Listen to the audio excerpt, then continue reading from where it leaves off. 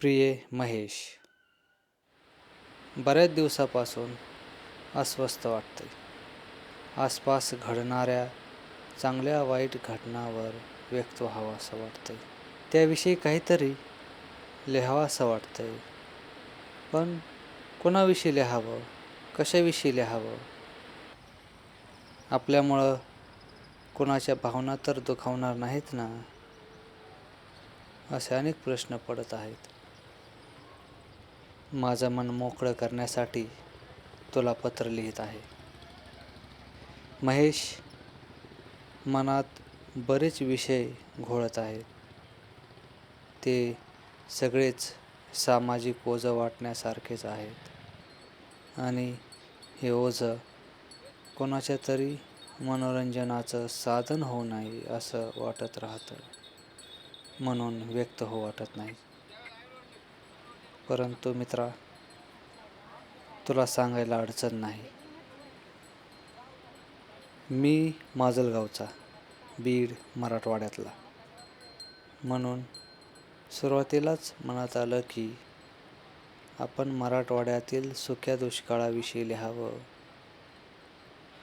की सप्टेंबर 2025मध्ये चालू असलेल्या अतिवृष्टीविषयी, का शेतकऱ्याच्या आत्महत्या, बालविवाह, बीडचे ऊसतोड मजूर, बीडची रेल्वे, का मुळशी पॅटर्न या चित्रपटापेक्षा भयानक वास्तव बीड पॅटर्नविषयी लिहावं, का मराठवाड्यात सुरू झालेल्या आरक्षण मागणीविषयी लिहावं, का आय लव्ह मोहम्मद, भारत-पाक युद्ध, भारत-पाकिस्तान एशिया क्रिकेट सामना याविषयी मी लिहिणारच होतो. पण मनाला लागणारी बातमी वाचण्यात आली. सोनम वांगचुक यांना अटक झाली. अनेक प्रश्न मनात आले. कसं व्यक्त व्हावं कळलं नाही.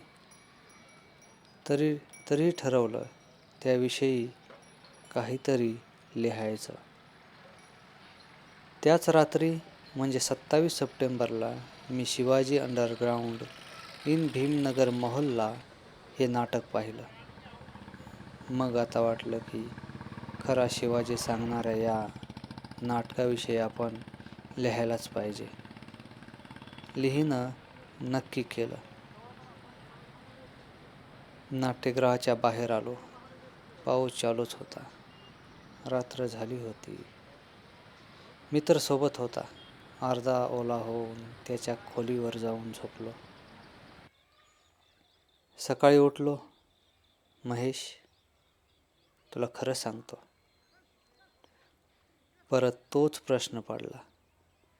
काय लिहू, कशाविषयी लिहू, कसं लिहू, का लिहू, वगैरे वगैरे. असंख्य प्रश्न पडले. खूप विचार केला. जाऊ द्या म्हणलं, पडू दे तिकडं.